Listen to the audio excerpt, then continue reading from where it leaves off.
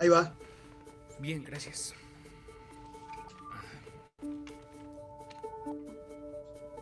Tu historia por completo.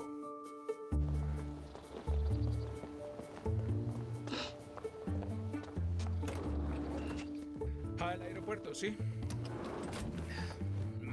Pagar. Vive, respira, huele. Memoria de espectro total. Actualiza un chip por menos el precio de un café diario y tendrás 3 décadas de copia de seguridad de regalo. Se instala el procedimiento con anestesia local y listo. Porque la memoria es para vivir.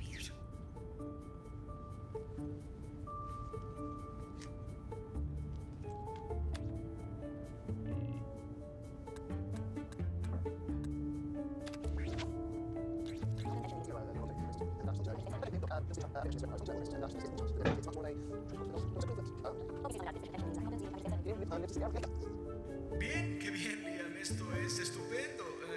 Liam, en verdad esperamos desear volverte a ver otra vez. Liam, en verdad esperamos desear volverte a ver otra vez.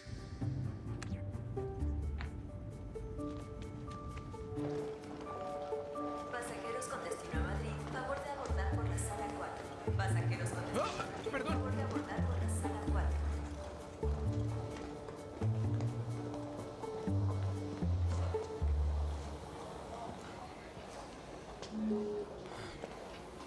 Línea vacía. Solicitar revisión. Señor Foxwell, ¿puede regresar sus últimas 24 horas a cuádruple velocidad, por favor?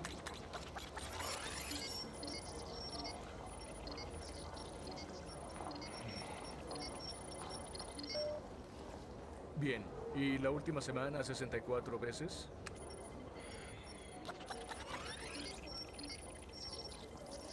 Permitido para el vuelo GRA 865. Disfrute su vuelo, señor. No me hago el gracioso, ¿sí? Pero mira esto. ¿Miro qué? Eso, la alfombra. ¿La ves? ¿Sí? ¿En serio? Sí, en serio. Es una habitación de 5 estrellas. Pagué mucho dinero por detalles perfectos. ¿Y ahora? Tengo esa horrible alfombra para toda la vida. Solo si sigues mirándola. Oh, muchas gracias, Jonas. Vete al infierno. Ahora espera, ve. Si creías que lo de la alfombra era malo, fíjate en esto. Oye, ¿y recuerdas a Lucy, mi mujer, de la boda en Dublín? Ay, cierto. Hola, soy Liam. Hola de nuevo. Sí.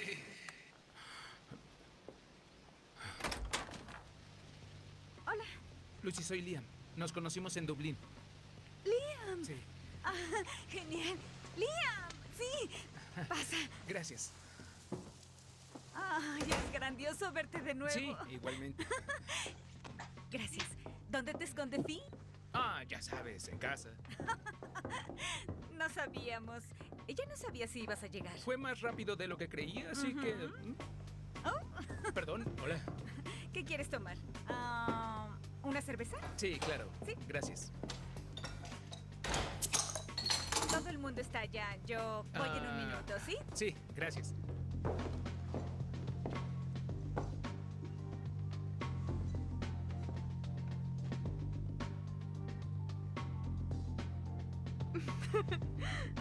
Hola. Volviste pronto. No creí que llegarías. Sí, no me quedé y tomé un vuelo antes, así que... ¿Cómo estás?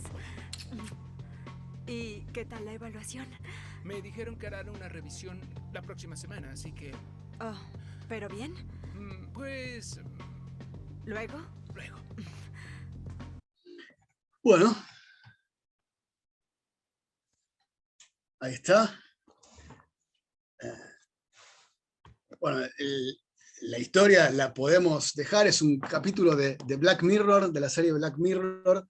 Es un dramón de aquellos, donde todo gira alrededor de esta tecnología, donde podemos grabar todo lo que vemos, registrar nuestros recuerdos y después volverlos a ponerle play. Y esto nos habla de dos cosas. Una es la manera en que la tecnología, en que lo tecnológico se transforma en espejo de lo humano, en el cual empezamos a pensar lo humano en función de la tecnología. Entonces ya deja de ser las tecnologías de filmación, de captura visual, pasan a ser tomadas como modelo de lo que es nuestra visión o nuestra percepción. Se invierte un poco esa relación donde la tecnología no es que copia o trata de reproducir esos mecanismos, sino que sirve para explicar cómo funcionan. Es decir, esto de que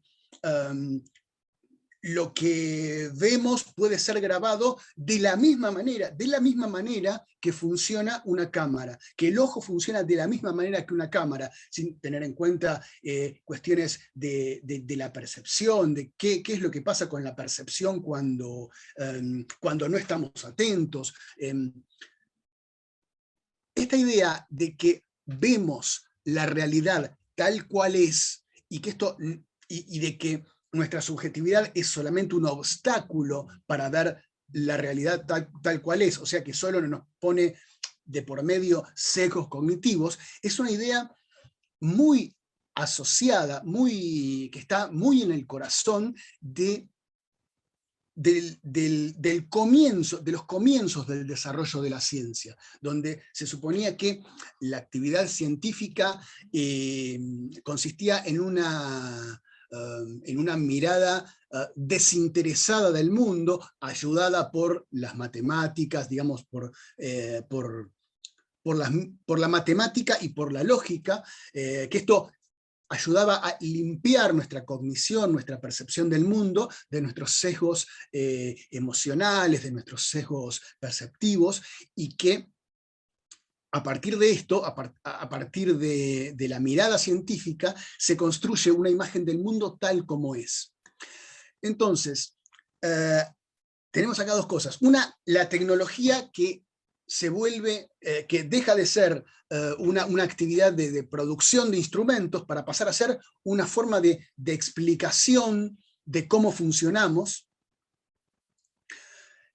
y la mirada supuestamente, la mirada objetiva, la construcción de una objetividad basada en una mirada del mundo supuestamente desinteresada y despojada de sesgos. O sea, como que la objetividad es esto, es una mirada despojada de sesgos perceptuales y de sesgos emocionales, y de sesgos culturales y estéticos inclusive. Cuando en realidad, a medida que se va desarrollando, digamos, el análisis filosófico de la ciencia, se ve que la objetividad de la ciencia, que algunos ponen en duda que sea objetiva, pero más que poner en duda la propia objetividad, lo que hay que comprender es que esta objetividad es una construcción que las diferentes disciplinas científicas fueron realizando a lo largo de su historia. Lo primero que vamos a ver a partir de, vamos por el segundo compartir pantalla, que es, a ver si aquí estamos. Vamos a empezar viendo la primera de estas cuestiones, que es nuestra relación con la tecnología y la relación de la ciencia con la tecnología, porque habitualmente cuando hablamos de ciencia y tecnología, digamos, damos por natural esta asociación. Esta asociación, sin embargo, no es natural. No es algo dado por la naturaleza el hecho de que ciencia y tecnología estén asociadas. Hay diferentes concepciones acerca de esto, pero en principio,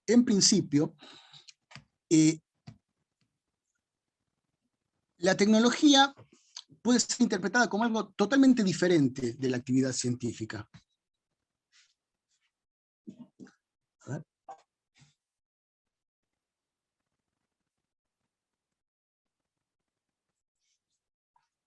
¿Ahí están viendo la pantalla?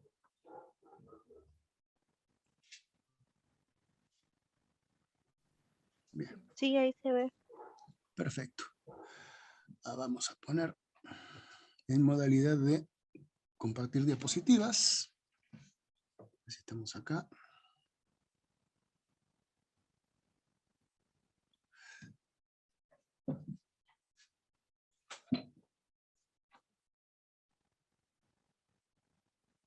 Sí.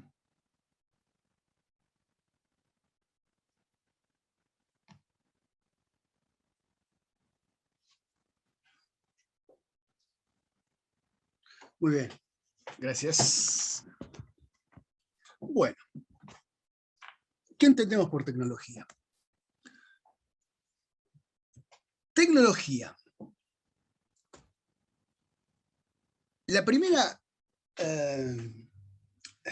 imagen que se nos viene, de hecho, es lo primero que encuentran cuando googleamos tecnología o technology, es este tipo de imágenes, imágenes asociadas a lo que son las tecnologías de información y comunicación y a la continuidad a la supuesta continuidad o la hipótesis de continuidad entre la actividad cerebral y la actividad de manejo de datos en circuitos electrónicos. Sin embargo, no se nos tiene que escapar que tecnología es algo muchísimo más amplio, que tiene que ver con la intervención sobre la naturaleza en los cultivos. Hoy, por ejemplo, la gran mayoría de la extensión de superficies cultivadas son organismos genéticamente modificados, son organismos transgénicos. Toda la comida y el sistema de producción de comida es un sistema tecnológicamente organizado. Digamos, todo lo que comemos está intervenido tecnológicamente. La industria es productora de tecnología y a la vez es tecnología. Hablamos de la conquista espacial como los exponentes más acabados del desarrollo tecnológico. Tenemos las primeras máquinas industriales desarrolladas hace 200, 300 años, que es un dato importante, fueron construidas y, por ejemplo, la máquina de vapor, que digamos, mecaniza y automatiza, que permite automatizar la actividad de los telares. Estas máquinas fueron construidas y estaban operativas y generan la primera revolución industrial antes de que se desarrollaran las ciencias que permitieran explicar cómo funcionaban estas máquinas. Simplemente se sabía esto de la fuerza del vapor que movía el pistón y esto podía mantener operativa una máquina mientras estuviéramos hirviendo agua. Se sabía que la presión funcionaba, pero no se sabía por qué. Digamos, las leyes de la termodinámica se desarrollan en la segunda mitad del siglo XIX. Digamos, es bastante posterior a las tecnologías que generan la primera revolución industrial. Con lo cual, esto de que la tecnología es ciencia aplicada, digamos que el análisis histórico desmiente bastante este hecho. Y además, tecnología es toda la organización del trabajo, digamos, la intervención en la naturaleza y en la actividad social para organizar el trabajo. Hoy toda la organización del trabajo es tecnológica. Incluso las organizaciones, la organización a nivel de los estados tiene un componente de tecnología, un componente de actividad recursiva, un componente en el cual el conjunto funciona como una máquina, y ese funcionamiento puede ser estudiado de manera objetiva, aplicando los conocimientos científicos. Por ejemplo, la sociología, hay una rama muy importante de la sociología que estudia a los fenómenos sociales como como fenómenos de comportamiento recursivo, es decir, como fenómenos que suceden con una cierta regularidad, independientemente de cuáles sean las percepciones o las interpretaciones subjetivas que cada actor tenga de los fenómenos de los que participa. Entonces, por supuesto, hay una sociología, que es la sociología interpretativa, la vertiente hermenéutica de Max Weber, por ejemplo, donde lo importante es el sentido subjetivo que cada actor social le da a lo que hace, y hay también, digamos, parte de la sociología, una sociología más funcionalista, donde se estudian más de manera objetiva las formas de funcionamiento social que se repiten, digamos, que adquieren un carácter repetitivo, independientemente a veces de lo que los actores involucrados piensen de eso. Pero además, ¿qué pasa con las consecuencias negativas de la tecnología?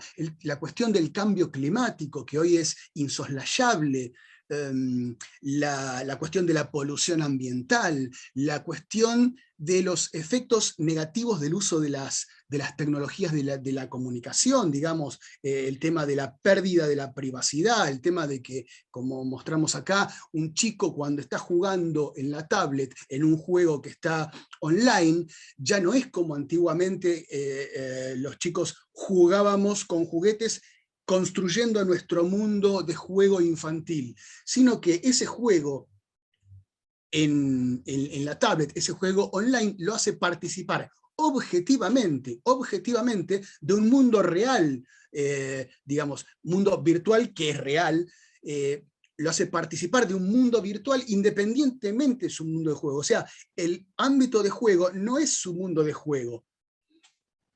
Entonces, estas consecuencias negativas o cuestionables de la tecnología, ¿forman parte de la tecnología? Bien, las corrientes más clásicas o más duras sostienen que no, que esto no tiene nada que ver, que son, bueno, son consecuencias que se deben corregir, que se pueden corregir incluso con más tecnología, con nuevas tecnologías. Esto puede ser que sea así en algunos términos.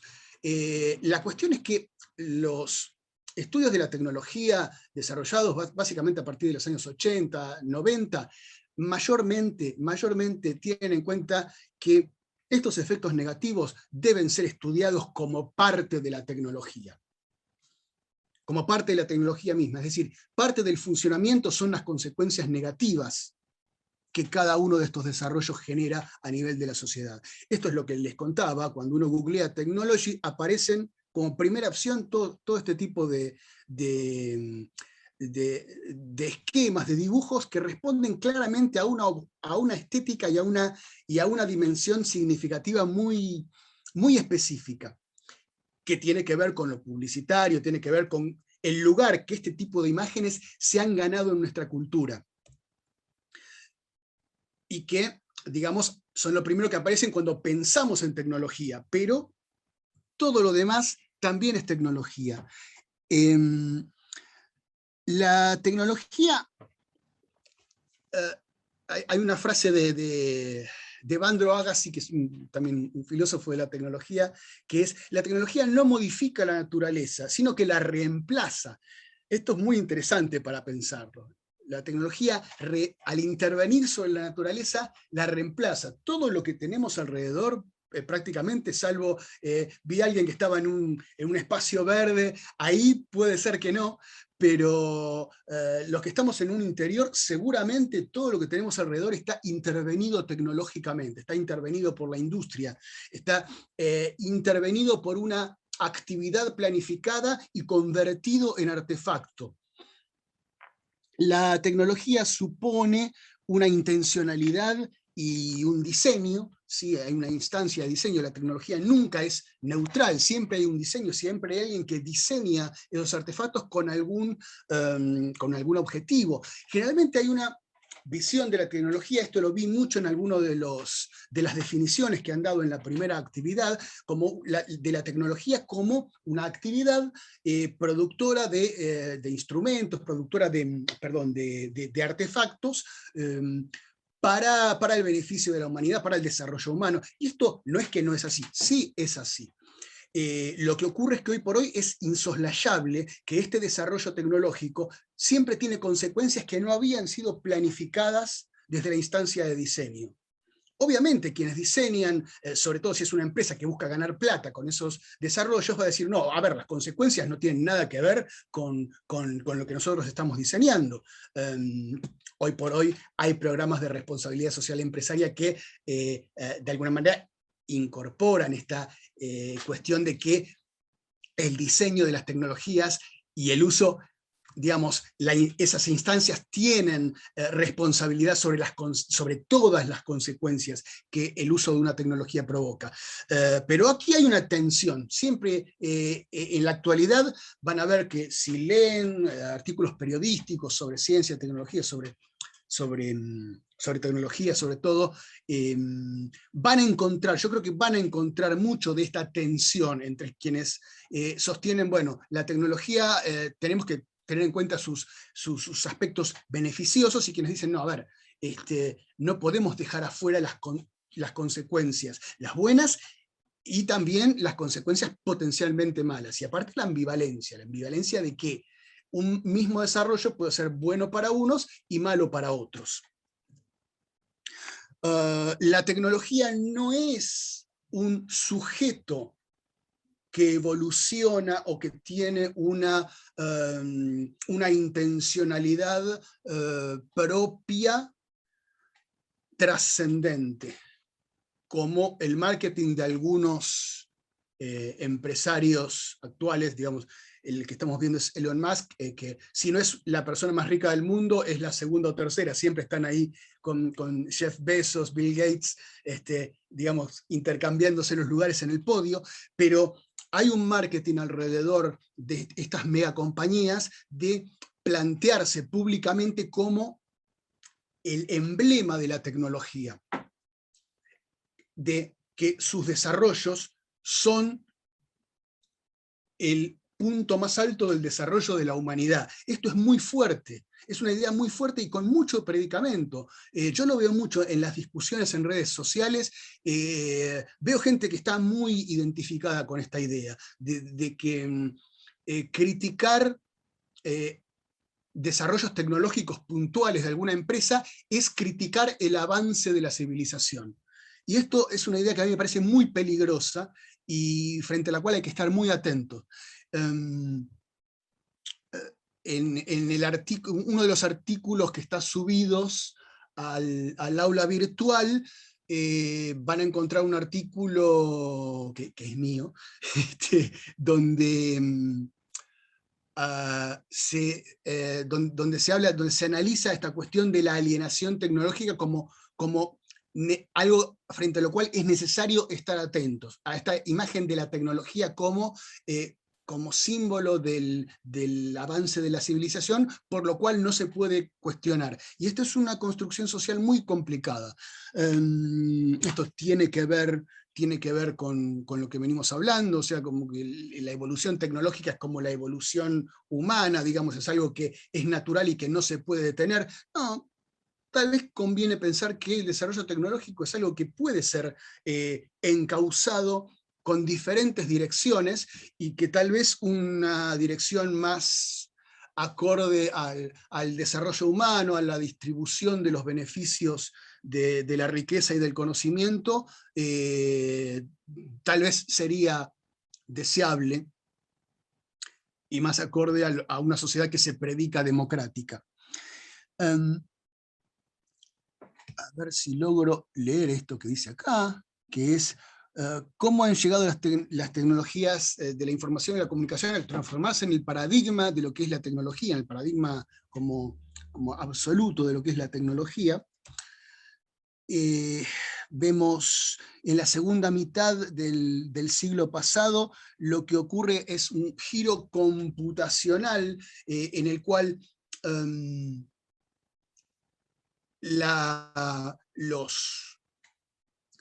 los sujetos, los elementos de la sociedad son abordados o intervenidos tecnológicamente de manera de poder construir formularios, datos, de manera de poder ser traducidos a datos, a información. De esa manera funcionan las computadoras, los sistemas tradicionales de computación basados en la programación lineal. Son sistemas básicamente simbólicos, donde, digamos, existen datos sobre las personas y cosas, esos datos ingresan como variables y son procesadas de manera lógica.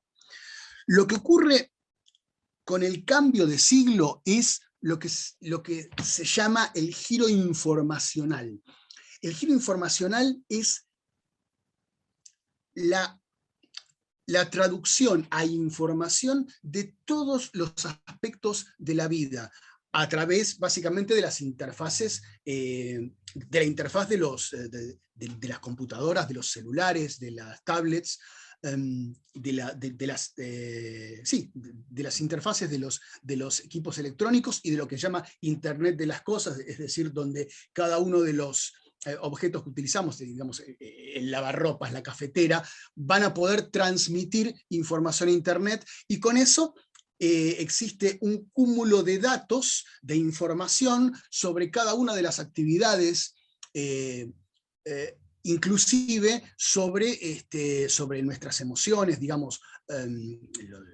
Las redes sociales están diseñadas en este sentido, de poder capturar toda nuestra acción y todo lo que ocurre en términos de información. Este giro informacional genera una personalización de la información y una adaptación de la información que recibimos a las preferencias de cada usuario, de manera que se conforma una especie de círculo vicioso, que hoy, digamos, hace unos años es algo que se está criticando, o se está empezando a ver como un verdadero problema en cuanto a incluso en cuanto a problemas que ya hemos visto, como es la posibilidad de manipulación a través de redes sociales y demás. La interfaz cerebro-máquina es el gran paradigma de la actual revolución digital, lo que les comentaba al principio. A ver, ¿el cerebro funciona como una computadora o la computadora funciona como un cerebro? Y no sabemos, y más bien parece que no, pese a que hay toda una línea de investigación, que es la teoría computacional de la mente, que en términos de circuitos lógicos electrónicos busca desentrañar los mecanismos de funcionamiento del cerebro. Pero ¿es lo mismo, digamos, un cerebro que una computadora? ¿Funcionan igual? No, hay mil razones por las cuales no funcionan de la misma manera, pero, sin embargo, esta cuestión de la traducción de nuestras acciones y nuestras conductas, y de la posibilidad de ser influidos en nuestra conducta por el entorno digital electrónico, a través de Internet, es exitosa, ha sido exitosa, con lo cual, de alguna manera, esta eficacia da un efecto de verdad a esta hipótesis de la continuidad entre cerebro y máquina. Hay un libro, está citado en el programa, no conseguí una versión digital, un libro de Miguel Benazayag que se llama El cerebro aumentado, el hombre disminuido. Ese libro es excelente para el que le interese este tema. Ese libro es fabuloso, se llama El cerebro aumentado, el hombre disminuido. Bien, y entonces, ¿es posible traducir el pensamiento a información digital? Bueno, las neuroimágenes dan un poco ese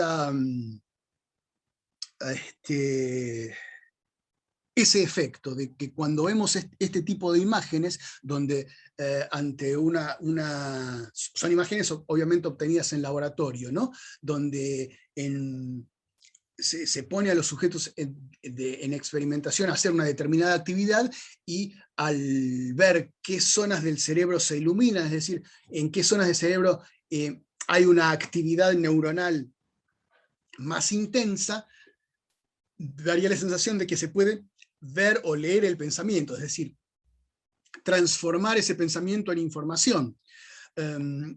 Ahora, esto tiene un valor científico, entonces podemos decir científicamente ahora sabemos o conocemos de esta forma, podemos ver el pensamiento, y es bastante dudoso. Pero la tecnología es eficaz.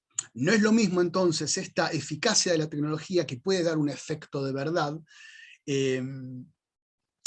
que, digamos, esta tecnología da un efecto de verdad que es peligroso confundir la eficacia de la tecnología con la verdad del conocimiento científico.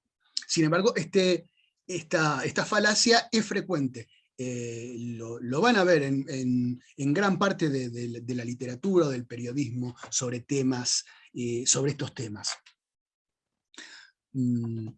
Y bien, nuestra conducta es traducir, es decir, sí, en el sentido en que es exitosa esta hipótesis, es que nuestra conducta es directamente traducible a información electrónica. Entonces, en un sentido, podemos decir esto, que hay continuidad entre la actividad cerebral y el mundo de los datos digitales, y en otro sentido, no podemos decirlo. Nosotros podemos hacer cosas con las máquinas, pero las máquinas también pueden hacer cosas con nosotros. Y a veces no somos conscientes, y en todo análisis actual de la tecnología hay que tener en cuenta esto. En este caso, en el caso de las tecnologías digitales, lo que el entorno digital puede hacer con nosotros, y en el entorno tecnológico más amplio, en la intervención de la naturaleza, los aspectos negativos que puede tener el desarrollo tecnológico. Esta diferencia entre los aspectos positivos y los aspectos negativos de la tecnología, es decir, el hecho de que un desarrollo tecnológico es bueno y malo al mismo tiempo, bueno para algunas cosas y malo para otras, lo definimos como alienación tecnológica, es decir, alienación en el sentido de que un mismo fenómeno, visto desde diferentes puntos de vista, adquieren sentidos absolutamente diferentes. Esto se consigue con un análisis social de las tecnologías, que no es el punto de vista más habitual en el medio tecnológico duro, es decir, entre los ingenieros o los científicos que participan directamente en el diseño de determinadas tecnologías. Y en este sentido yo creo que la posibilidad de hablar, de discutir, de referirnos a las tecnologías desde una óptica, podríamos decir, democrática, ciudadana, es el único lugar válido desde el cual hacer esta crítica. Incluso los científicos que tienen una actitud crítica en este sentido, se paran desde una actitud ciudadana, democrática, desde una lógica que trasciende la lógica instrumental de la propia actividad científica.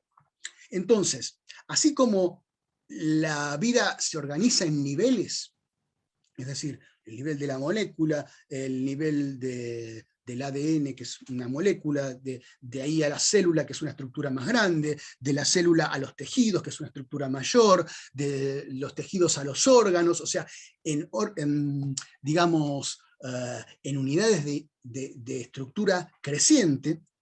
Las tecnologías, las tecnologías tienen también ese mismo grado de organización creciente. Entonces tenemos elementos técnicos, es decir, la electricidad, la fuerza del agua, digamos, la dinámica de los gases, la energía atómica. Tenemos esos elementos técnicos, esas fuerzas de la naturaleza controladas a las que podemos explotar, que son los elementos mínimos. De eso pasamos a artefactos, y de los artefactos pasamos a conjuntos técnicos. Como conjunto técnico, el mayor conjunto técnico es, podemos decir la sociedad, el sistema capitalista,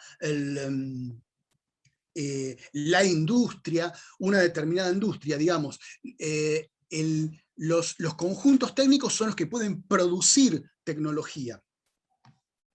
Y el nivel del artefacto es importante porque el funcionamiento, digamos, los efectos positivos y negativos de una tecnología se pueden analizar a través de cómo funcionan los artefactos. Es decir, entonces, podemos decir que la electricidad es mala, que, no sé, la química es mala, la energía nuclear es mala. Bueno, este es el nivel de los elementos técnicos. Depende qué cosas construyamos con esos elementos. Del mismo modo que habíamos hablado en la segunda clase, de si el conocimiento científico puede ser bueno o malo, si es neutral. Bueno, tiene una neutralidad relativa, depende de cómo lo usemos, depende de qué digamos cuando hablamos de ciencia. Es decir, en la concepción de la alfabetización científica, por ejemplo, hablar de ciencia siempre es bueno, porque si es ciencia, digamos, va a servir para que la gente adquiera más conocimiento. Ahora, no se tiene en cuenta de qué cosas construimos, qué discursos construimos, qué ideas construimos cuando recurrimos al conocimiento científico. Acá es algo parecido. La crítica de la tecnología, digamos, es muy difícil hacerla en base a los elementos técnicos, ¿no? Cuando decimos, bueno, decimos, bueno, la química, la energía nuclear son algo malo, bueno o malo en sí. No estamos teniendo en cuenta el nivel de los artefactos y el nivel de los conjuntos técnicos, es decir, básicamente qué sociedad construimos con el uso de esos artefactos. Incluso en sus efectos negativos. Entonces, para hablar de todo esto, de los efectos negativos, podemos hablar de política, de cultura, de economía, de relaciones humanas, de visiones del mundo, de estéticas, es decir, todos estos temas pueden y deben ser incorporados cuando hablamos de tecnología, la crítica tecnológica. Y este es uno de los objetivos que buscamos con un curso como este, incorporar y fundir la crítica de la ciencia y de la tecnología con el resto de los elementos de la cultura y de la sociedad, y los que le dan sentido a nuestras vidas. La concepción anglosajona, van a ver que la tecnología es parte de las ciencias, es la aplicación de la ciencia en intervenciones concretas, en artefactos concretos, por lo cual la tecnología es parte de la ciencia. Ahora bien, hay otras concepciones que lo consideran algo totalmente diferente, ciencia y tecnología, sobre todo en la mirada del mundo que generan la ciencia y la tecnología. La ciencia es una mirada desinteresada, o por lo menos que busca conocer el mundo tal como es, mientras que la tecnología busca modificar el mundo, construir dispositivos, es decir, modificar, no es una mirada desinteresada del mundo, sino una mirada que busca la posibilidad de utilizar o de modificar. Y ahí, en esa relación con el objeto, ahí ya hay una diferencia crucial entre ciencia y tecnología. Hay disciplinas como por ejemplo la inteligencia artificial, que son disciplinas de naturaleza dual, es decir, que son ciencia y son tecnología, donde aparecen mezcladas, muy imbricadas, donde es muy difícil diferenciar ciencia y tecnología, y hay una construcción llamada tecnociencia que aparece a finales de los 80, digamos principios de los 90, que es de alguna manera concomitante con el neoliberalismo y con la concentración de capital, con la idea de que para hacer ciencia, para hacer grandes proyectos de ciencia, ya sea desde la producción de vacunas en un laboratorio, en una gran compañía multinacional para la construcción de un acelerador de partículas, digamos, una ciencia que requiere muchísima inversión de plata. Y a eso se lo llama tecnociencia, es decir, la ciencia y la tecnología trabajando de manera muy imbricada, de manera que es difícil hacer esta diferenciación en si vemos el mundo para conocerlo desinteresadamente o para modificarlo directamente, y donde el desarrollo de esta tecnociencia está muy asociado al desarrollo del capital, al desarrollo y a la concentración de capital que lleva a producir cosas cada vez más grandes, más complejas y de alcance cada vez más global. Estas son un poco las diferencias que había comentado entre ciencia y tecnología. Y bien, esta mirada de la vista como artefacto, de los ojos como artefactos, sería la otra punta la otra punta del iceberg de lo que habíamos visto al principio, de esta gente que tenía incorporada una cámara de video en su vista, y donde la forma de funcionamiento de la vista está intervenida tecnológicamente de manera que es el artefacto el que explica lo natural y no a la vez. Acá Descartes buscaba explicar mediante los conceptos de la óptica en su momento cómo le parecía que funcionaban nuestros ojos y nuestra visión, nuestra forma de ver. Bien, esta es una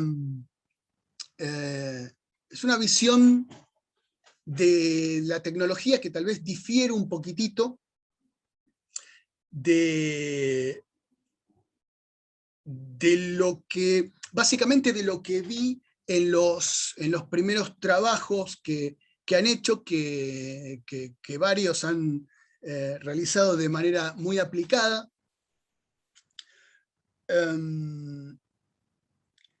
Y que básicamente coincide mucho con esta visión, con esta visión que viene desde el primer mundo, de la ciencia y la tecnología como parte de la ciencia, como consecuencia natural del desarrollo científico. Es decir, no podemos criticar el desarrollo tecnológico porque es consecuencia natural de nuestra manera de conocer el mundo, digamos. Cuanto más conozcamos del mundo a través de la ciencia, más cosas vamos a poder modificar, y por lo tanto habría una suerte de relación natural entre el desarrollo tecnológico y nuestra manera de conocer el mundo. Es parte de la evolución natural de la humanidad, según esta visión, yo diría, dominante de la ciencia y de la relación entre ciencia y tecnología, que es la visión que van a encontrar fuertemente en Harari, en el libro de Yuval Harari. Y creo yo también que un poco en la visión de Mario Bunge, aunque Bunge tiene otras características que lo hacen un poco más interesante. Bueno, hasta aquí estamos con la tecnología. A ver, algunos comentarios, ¿qué les ha parecido? ¿Esto es algo de lo que pensaban? ¿Es algo muy distinto de lo que pensaban? ¿Hay manos levantadas? ¿Sí? Sí. A ver. Soy Jordana. Sí, Jordana. No, te quería preguntar en estas categorizaciones, digamos, ¿dónde entraría un proyecto como el Gran Colisionador de Hadrones, que por un lado requiere de una inversión enorme? Me imagino que el mismo tipo de inversiones que hacen la Big Pharma, pero no deja de ser un aparatito de laboratorio para investigaciones en ciencia pura. Un aparatazo de laboratorio, ¿no? Claro, pero digo, ¿no? Por lo pronto es un esfuerzo para investigación en ciencia pura. ¿Cómo encajaría en Sí. esa categoría? Mirá, este tipo de proyectos, el gran colisionador de hadrones que están haciendo en la Unión, que están haciendo, que existe en la Unión Europea y que sirve para tengo entendido, para estudiar la dinámica de las partículas y donde se han hallado nuevas partículas constitutivas de la materia, es decir, tiene, como bien decís, una función o un objetivo de conocimiento de ciencia pura, es a la vez un artefacto que no podría ser construido sin una enorme cantidad de dinero. Es un claro exponente, yo diría paradigmático, prototípico de lo que se llama tecnociencia, de este tipo de desarrollos donde es muy difícil separar ciencia de tecnología. Inclusive, obviamente las interpretaciones o las clasificaciones pueden variar, no sé tampoco si es importante. Hay una diferenciación entre, digamos, la tecnología es productora, se conoce como productora de artefactos, ¿sí? Artefactos de uso cotidiano, de uso industrial, o inclusive de artefactos sociales. Es decir, la organización de una empresa es tecnología, es un artefacto social. Pero hay artefactos que son instrumentos, es decir, los instrumentos de laboratorio son además artefactos de conocimiento. Es decir, el osciloscopio que se utiliza, el osciloscopio, no sé, la máquina para hacer reacción en cadena de polimerasa, ese tipo de artefactos obviamente tienen una utilidad, pero el producto de esa utilidad va a ser el conocimiento. En epistemología se los considera un tipo particular de artefactos, a los instrumentos, porque además hay algo que es muy lindo, muy interesante, que es esto que se dice de los terraplanistas, por ejemplo. Claro, sos terraplanista, pero usás un GPS cuyo principio de funcionamiento presupone que la Tierra es esférica. Ahora bien, lo que pasa es que cuando usamos una tecnología, presuponemos que todo el conocimiento que se usa en esa tecnología, que se usa para construir esa tecnología, es cierto. Y yo creo que no, que en principio no. ¿Qué sé yo? Yo llamo por teléfono a un amigo, por teléfono, por celular, a un amigo, escucho su voz, escucho que habla como habla él cuando lo veo, y bueno, confío en que realmente eso que estoy escuchando es la voz de mi amigo. ¿Cuánto tenemos que saber de ciencia para esto? No, tenemos que confiar en la ciencia, y no, creo que esas operaciones no están implícitas. Ahora bien, en el caso del uso de los instrumentos, esto es importante porque cuando un científico usa un instrumento, ahí sí presupone que todo el conocimiento científico que explica el funcionamiento de ese instrumento es verdadero. Es decir, yo cuando estoy en el laboratorio con un osciloscopio y veo esos dibujitos, tengo que presuponer, o sea, doy por cierto que eso que estoy viendo es la forma de onda, pero no solo la forma de onda, que eso tiene una relación directa con el movimiento de la señal eléctrica que estoy analizando. Es decir, entonces, en el caso del instrumento, es un artefacto de conocimiento y digamos, el usarlo implica aceptar los conocimientos implícitos, cosa que no pasa en el uso de instrumentos, de cualquier artefacto tecnológico, que basta con usarlo, y eso genera un efecto que muchos describen como mágico. Claro. Es un poco así. No sé si eso responde a la pregunta. Ahí estamos. Bueno, vamos entonces a la segunda.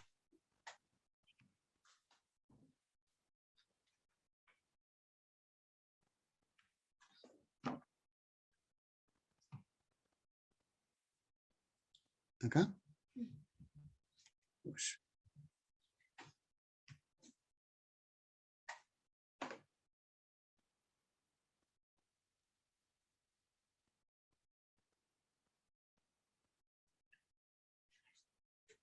Gracias. Bueno, ¿estamos grabando? Fantástico. Bueno. Estas visiones de la ciencia son, por supuesto, seleccionadas muy caprichosamente por el profesor. La verdad que quedaron un montón de cosas que quería introducir, muchas cosas quedaron afuera, pero vamos a poder hablar de algunas. A ver, Auguste Comte es el fundador del positivismo. Cuando se habla de positivismo, se puede hablar de algo muy general, digamos, originado acá a mediados del siglo XIX, o de lo que es el neopositivismo o positivismo lógico. El positivismo lógico es desarrollado en la década de 1920, en lo que se llamaba el Círculo de Viena, que es un grupo de científicos y filósofos que buscaban construir lo que llamaban la visión científica del mundo, y que, digamos, buscaban sistematizar lo que es el método científico en la experiencia, en la experimentación, en el método de las ciencias experimentales y en la lógica. Por eso se lo conoce como positivismo lógico o empirismo lógico. Pero lo que vemos acá es la visión de Comte, es el positivismo del siglo XIX. A ver, la habilidad de nuestra inteligencia consiste en sustituir en todo a la inaccesible determinación de las cosas propiamente dichas por, perdón, corro esto acá, de las causas propiamente dichas por la mera investigación de las leyes, es decir, de las relaciones constantes que existen entre los fenómenos observados. En las leyes de los fenómenos es en lo que consiste realmente la ciencia.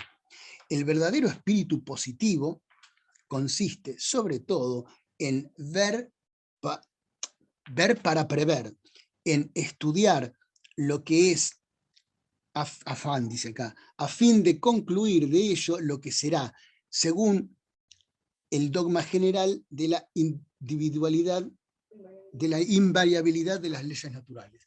Disculpen acá mi dificultad en la lectura. Esto de que el verdadero espíritu positivo consiste en ver para prever, el problema del positivismo del siglo XIX y también posteriormente del positivismo lógico es, la ambición era desterrar la metafísica de la ciencia y desterrar sobre todo lo que son las preguntas trascendentales, es decir, esta cuestión de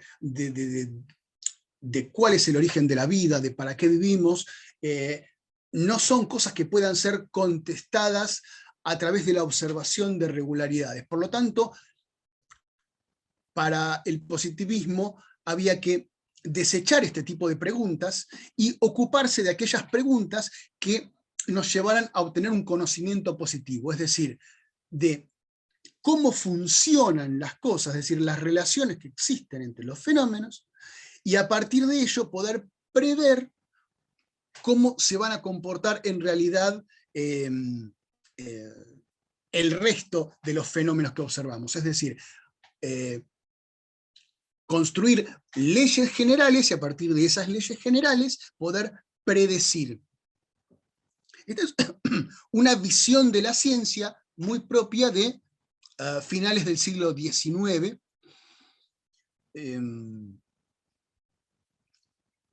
algunas de cuyas consecuencias siguen siendo tenidas en cuenta, porque esta cuestión de construir leyes generales sigue siendo parte de la actividad científica. Ahora bien, no se considera tanto que esto digamos, de establecer leyes generales acerca del funcionamiento de la naturaleza sea el corazón de la actividad científica. Hay otras cosas, pero originariamente, en, digamos, finales del siglo XIX, era esta la concepción predominante. Bien, Karl Popper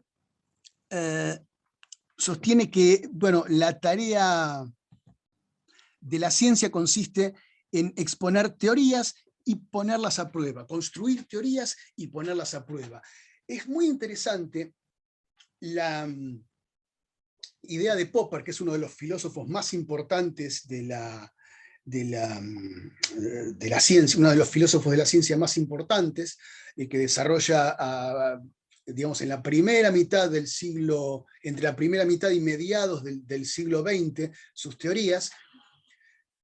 Y Popper lo que hace es, entre otras cosas, diferenciar lo que es el contexto de descubrimiento del contexto de justificación. Entonces, para Popper, el hecho de cómo inventamos una hipótesis, es decir, cómo se nos ocurre una hipótesis, no es problema de la ciencia. Y esto es lo que dice acá, es una afirmación fuerte, ¿no? Es decir, el hecho de cómo se nos ocurren las teorías no es importante, no hace al método científico. El método científico es el que, digamos, el método científico es el que tiene que garantizar que esas ideas se correspondan con el mundo empírico, y la lógica, digamos, y la lógica garantizar que ese conocimiento, que ese cuerpo de hipótesis o de teorías tenga coherencia. Pero esto es, pese a que Popper es uno de los epistemólogos así más clásicos, uno de los filósofos de la ciencia más clásicos, y muy tenido en cuenta incluso actualmente, pese a que la mayoría de sus concepciones han sido refutadas o muy puestas en duda, es que la idea de que las hipótesis científicas son una invención, de la misma manera que el arte o la literatura, y que lo que la diferencia es el método científico por el cual se validan esos conocimientos, esta idea está en profunda contradicción con la idea de que vemos la realidad tal cual es, y que basta con observar para descubrir las relaciones entre los diferentes elementos de nuestro objeto de estudio. Esto de la ciencia como invención, pero de la cual no se hace cargo. Es decir, esta invención no es un problema de la ciencia. La creatividad no es un problema de la ciencia para Popper. Lo importante es el método científico con el cual estas hipótesis se validan. Vamos ahora a... Bueno, Sábato, de este libro que les contaba, Uno y el Universo, que me parece maravilloso, es un libro del año 45. Claro, acá Sábato tiene una concepción propia del año 45, ¿no? Donde las ciencias tienen como modelo absoluto y modelo rector a las ciencias naturales, la física. Ernesto Sábato era físico, después abandona las ciencias para dedicarse a la literatura, y lo que expresa acá, en esto de que qué mal qué mal escrito, el mundo de la ciencia ignora los valores. Un geómetra que rechaza el teorema de Pitágoras por considerarlo perverso tendría más posibilidades de ser internado en un manicomio que de ser escuchado en un congreso de matemáticos. Esta idea de la ciencia como algo que se abstrae totalmente de los, digamos, de las emociones, de los, y de los valores no cognitivos, no científicos, era algo muy presente en esta época, muy, digamos, muy en línea con la visión de Popper. Habla digamos, de la prevalencia de este tipo de concepciones dentro de la comunidad científica, pese a que en este caso Sabato era un crítico de esa visión deshumanizada de la ciencia, deshumanizada y creía él deshumanizante de la ciencia, con aspectos deshumanizantes, que es, creo yo, criticable en la medida en que podemos considerar a los valores políticos, sociales, democráticos, éticos, como parte de la propia actividad científica. Es cierto que las metodologías científicas a veces no, en general tienden a objetivizar los problemas de modo de dejar de lado estos valores. Pero en el ámbito más amplio de la cultura científica, que es el que nosotros aquí estamos tratando, podemos dar cabida a estos otros valores y otras significaciones de la actividad científica, y no verla como una actividad deshumanizante, que, aunque esto lo podemos discutir largo y tendido, y digamos quedaría por fuera del alcance de este pequeño curso. Bueno, esto es una definición que da Bunge. La ciencia es, digamos, racional y objetiva. Acá vemos qué entiende Bunge por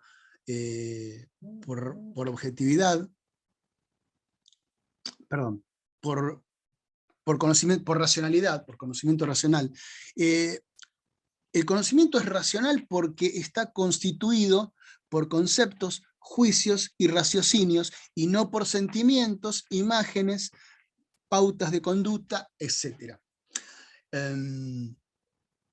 un modelo de ciencia basado en las ciencias naturales, en las ciencias exactas. Cuando nos dedicamos a las ciencias sociales, y actualmente en esta melange donde es difícil diferenciar los aspectos, donde se pueden objetivizar los aspectos emocionales, como por ejemplo a través de una interfaz en la cual nuestros sentimientos se transforman en datos. Esto cambia totalmente esa percepción que se tenía a mediados del siglo pasado. Las ideas son racionales porque pueden combinarse de acuerdo con algún conjunto de reglas lógicas con el fin de producir nuevas ideas, ¿sí? La racionalidad de la ciencia, según esta visión, está muy ligada a la lógica formal, ¿sí? a las operaciones lógicas, digamos, las mismas operaciones lógicas que posibilitan el funcionamiento de los circuitos digitales, ¿sí? Justamente las operaciones lógicas de suma, de conjunción, de disyunción, de negación, cuando son traducidas a circuitos electrónicos, permiten reproducir ciertas operaciones que son las que se consideran, que se pueden considerar análogas a las que ocurren en las redes neuronales al pensar, al razonar. Esta concepción de la racionalidad como la lógica digamos, fue muy discutida después, digamos, sobre todo, en realidad, las nuevas tecnologías un poco vinieron a refutar todas estas ideas, pero filosóficamente ya se venían discutiendo en estas, sobre todo con lo que es el giro lingüístico, cuando se habla de la pragmática del lenguaje y de cómo la manera en que hablamos no tiene que ver con un manejo lógico de la palabra y del lenguaje.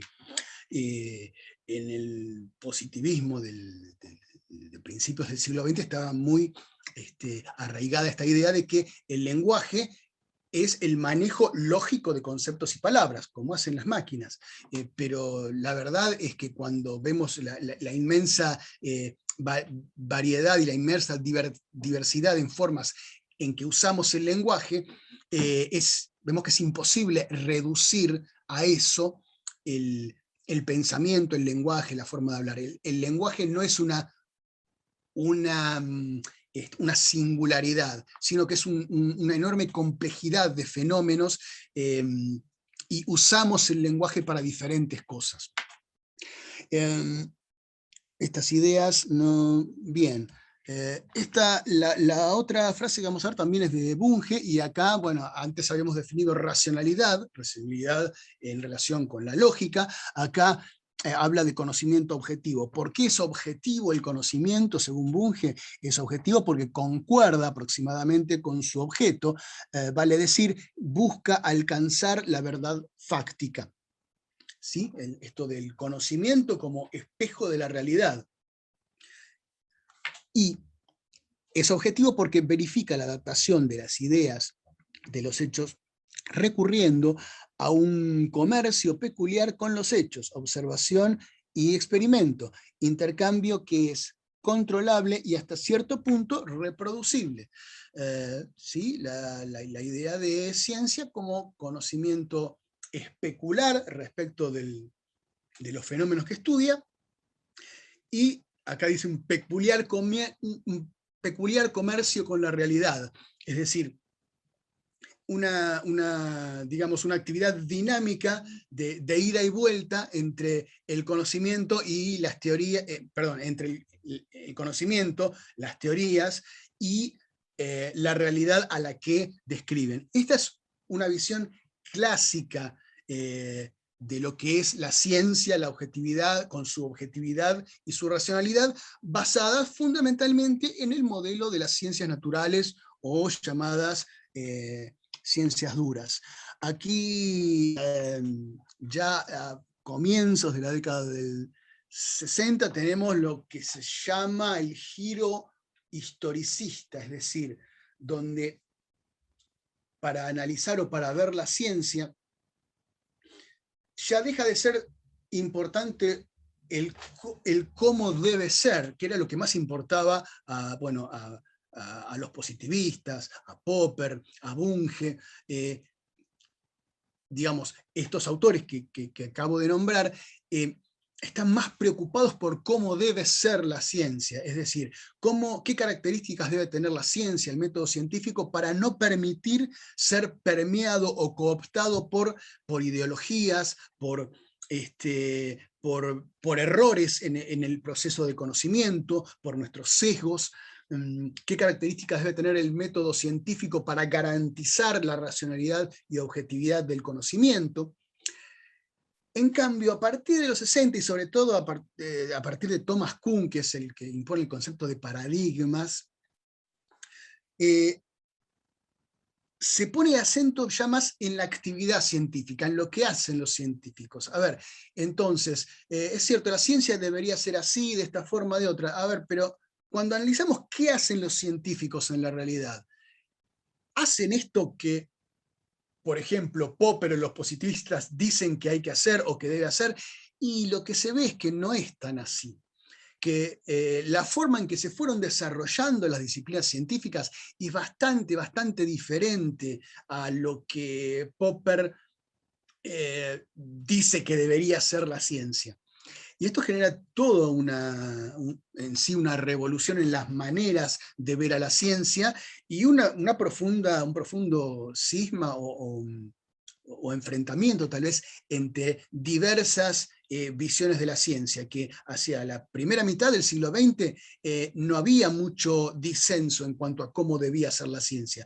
Pero a partir de estas visiones relativistas, digamos que donde se asume que cada disciplina de conocimiento debe adaptarse y tener metodologías diferentes según su objeto de estudio, y empieza a ser más aceptado esto y más rechazado por quienes tienen una concepción más un poco más estricta del método científico asociado al de las ciencias naturales, al de la física, la matemática, etc. Cuanto más pormenorizadamente se estudian, por ejemplo, la dinámica de Aristóteles y otras teorías antiguas, más convencidos se sienten de que esas visiones de la realidad antaño corrientes no eran consideradas menos científicas. Es decir, lo que nos dice acá Kuhn es, sí, esta es la base del pensamiento relativista acerca de la ciencia. Es decir, en cada momento el conocimiento que se considera científico, que se considera verdadero, responde a las características de lo que se considera conocimiento verdadero en ese contexto. Ahora bien, nosotros, en una época muy posterior, vemos que aquellos conocimientos que eran considerados verdaderos son en realidad falsos. Entonces, ¿qué motivo tenemos para pensar que lo que hoy consideramos verdadero, de acuerdo a nuestra concepción de lo que es el conocimiento verdadero, no va a ser considerado falso en un futuro próximo? Es decir, ¿qué elementos tiene la ciencia, el método científico, para garantizarnos que lo que conocemos hoy es verdad, si es casi seguro que en un futuro va a ser considerado falso? Esta es un poco la base del pensamiento relativista, que lo introduce Kuhn, pero se agudiza más hacia la década del 70, con la sociología de la ciencia, la sociología del conocimiento científico, donde hay una idea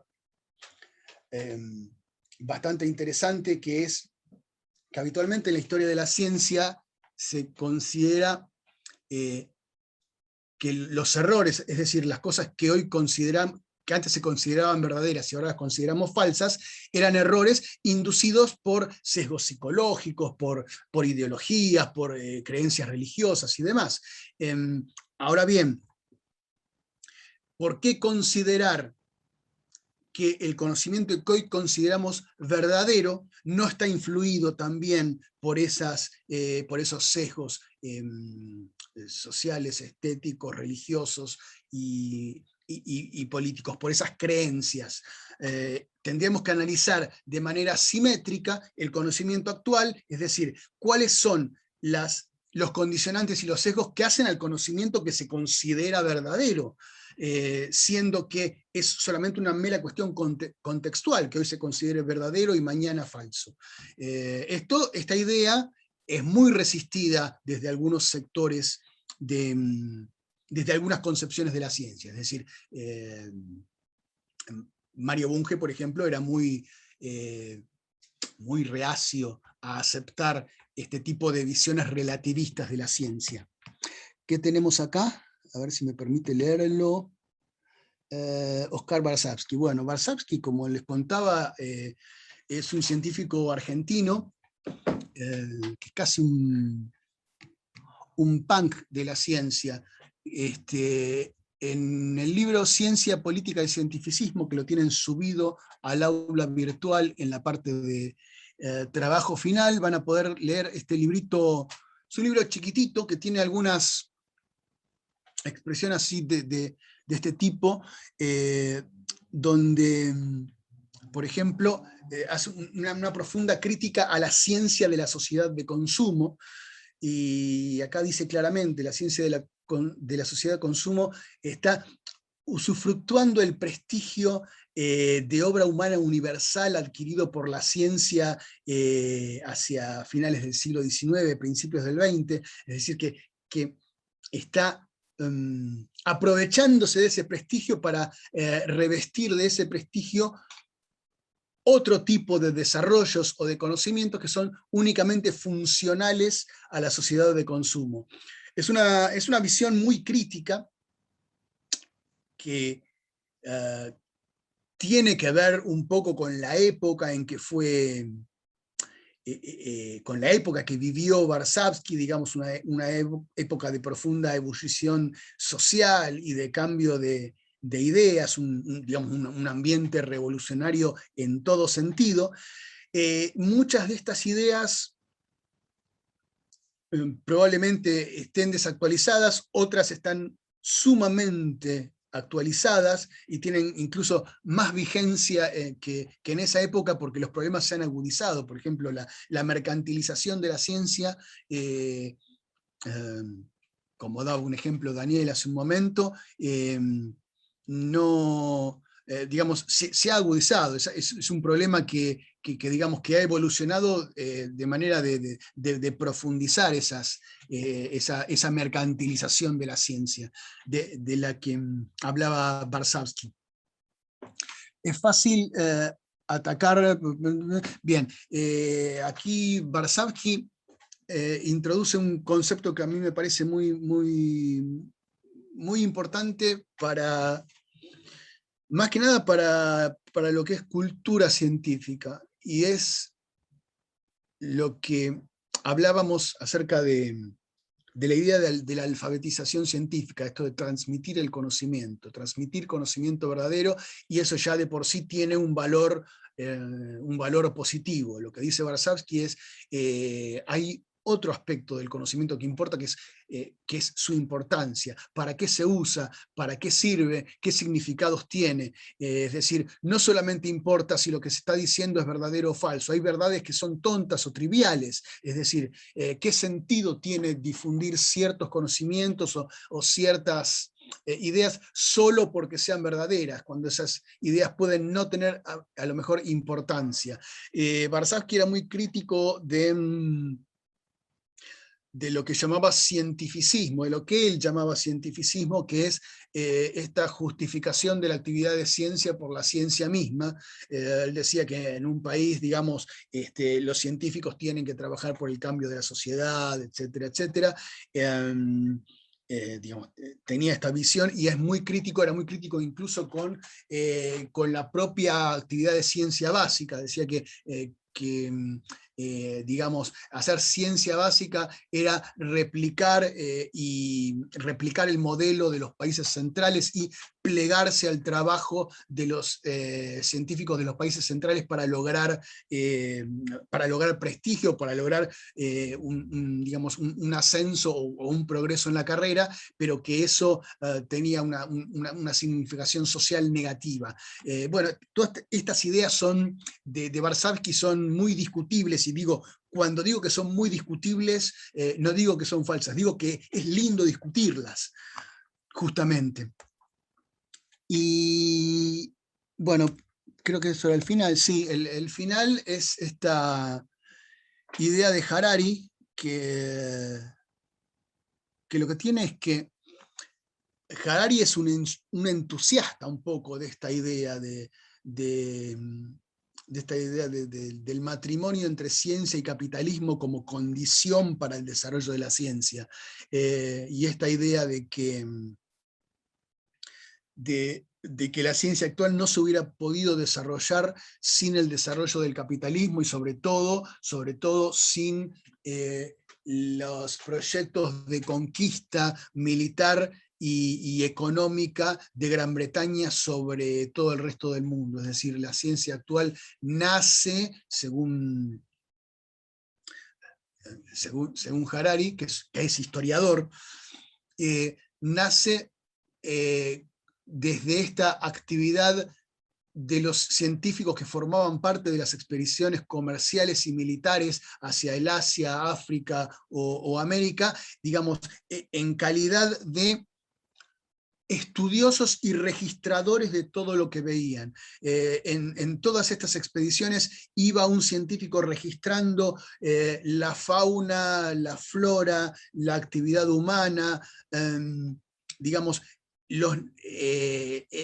digamos, en la etapa del naturalismo, sobre todo de los científicos naturalistas. De hecho, Darwin era un naturalista que formaba parte de una expedición comercial y visitó la Argentina, digamos, a bordo del barco Beagle. Este modelo de desarrollo de ciencia donde el científico acompañaba los proyectos militares y comerciales del Imperio Británico y de los imperios europeos, para él fue la condición sine qua non para el actual desarrollo de la ciencia. Y esta me parece que también es una visión linda de discutir y linda de analizar en un trabajo final. Bien, acá culminamos esta breve visión por alguna de las, este breve panorama de alguna de las visiones de la ciencia. Quienes estén interesados en alguna de estas visiones en particular o en profundizar esta cuestión, me escriben a partir a través del aula virtual. Y bueno, en la medida en que pueda orientarlos o ayudarlos en algunas lecturas o materiales que les sirvan para profundizar en los temas que les interesan, bueno, bienvenidas las inquietudes. Creo que la idea es un poco, bueno, hemos partido de esta visión amplia de lo que es la cultura científica. Lo podemos entender como la cultura científica es la cultura que tienen los científicos y que les permite hacer su actividad. Yo creo que esto un poco nos aleja a veces de nuestro propio interés o de la importancia que lo científico y lo tecnológico tienen en nuestra vida, porque nos hace tomar distancia, nos hace mirar esto con un respeto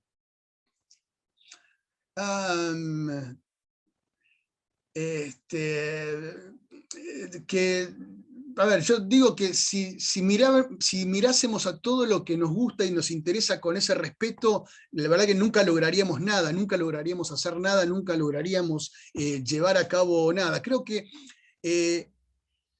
si no se malinterpreta esto que digo, la idea es un poco perderle ese respeto sagrado a lo científico y a lo tecnológico. Esa es un poco la idea de este curso, perderle ese respeto sagrado y a través de perderle ese respeto sagrado, ganarle un respeto real, un respeto como lo que es, y incentivar nuestro interés a entender, a comprender, a trabajar para eso si es que nos interesa, si es que nos gusta, y también a criticarlo. Criticar para mejorar, digo, no criticar para rechazar como en las visiones negacionistas que lamentablemente estamos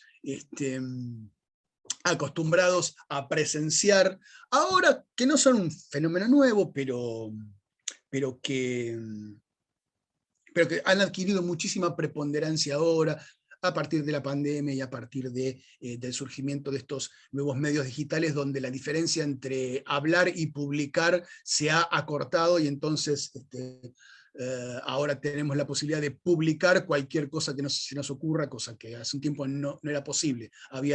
Cuando empecé a trabajar en periodismo había otros criterios. No sé, me acuerdo, por ejemplo, hace poco alguien me hizo acordar el concepto de carne podrida, que usábamos cuando uno recibía una información que no sabía si era cierta o no. Entonces el criterio era, bueno, si no sabes si es cierto o no, averiguá, no se publica, a ver, no se discute. Lo que no se sabe si es cierto o no, no se publica. Bueno, ahora no es casual que hace años que dejé de escuchar ese concepto, porque ya se naturalizó la idea de que del intercambio de información o de desinformación como simple circulación de datos. Digamos, la ruptura de esta diferencia entre decir, hablar en un grupo de amigos o de simplemente expresarnos o decir para mí mismo, hoy lo puedo publicar. Esta es una posibilidad técnica que abre una cantidad de problemas en los cuales la cultura científica y la comunicación de la ciencia recogen un poco el guante y se hacen cargo de como una necesidad de resolver este problema o de ser un elemento fundamental para la resolución de estos problemas. Entonces, por eso apostamos a una visión de la cultura científica más amplia, en el sentido de no solo el conocimiento de los laboratorios o de los ámbitos científicos difundido al resto de la sociedad, sino también todo lo que hablamos sobre ciencia, todo lo que podemos identificar en las formas en que esto forma parte de nuestras vidas, también en adquirir los ciertos hábitos de pensamiento presentes o propios de la ciencia nos pueden ayudar a pensar mejor. Yo creo que esto es así. No creo que sean las únicas herramientas de pensamiento válidas para obtener conocimiento, pero sí creo que sirve esto, obviamente estoy convencido, y bueno, espero haber aportado en algo a la posibilidad de meterse en estos temas, de romper algunos preconceptos que existen, o en el caso de quienes vienen ya pensando estos problemas, haber dado algunas herramientas válidas para poder seguir en ese camino. Así que les agradezco a todos. Les voy a agradecer más si completan la encuesta esta que ha puesto la universidad. Eso es importante, porque me parece muy, muy lindo y muy importante el laburo que está haciendo esta universidad en el área de extensión y en el área académica también. Una universidad joven que empezó a dar clase, que abrió las puertas el año pasado y le tocó un contexto que peor no podía ser, y donde se está trabajando muy bien, o se intenta trabajar muy bien y con cosas muy interesantes. Así que bueno, desde ya les agradezco enormemente, y bueno, sigue abierto el canal del aula virtual, tienen mi dirección de mail, así que ahí seguimos en contacto. Muchísimas gracias. Gracias, Marcelo, muchas gracias, muy rico todo.